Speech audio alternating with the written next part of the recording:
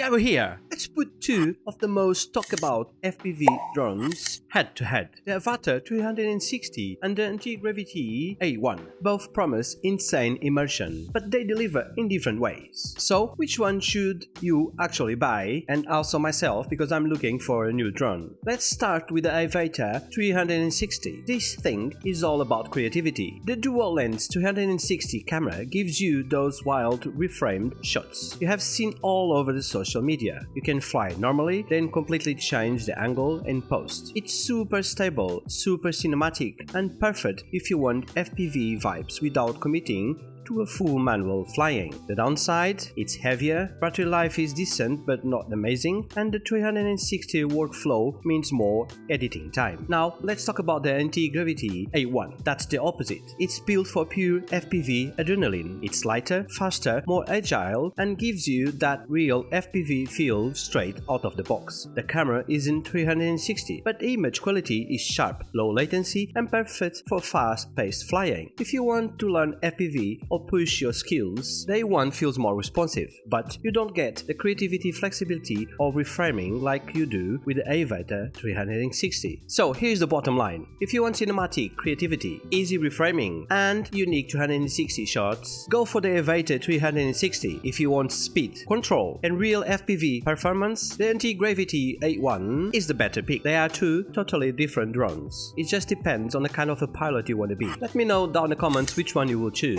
and don't forget to subscribe to Funfam for more tech reviews. I'll catch you in the next one.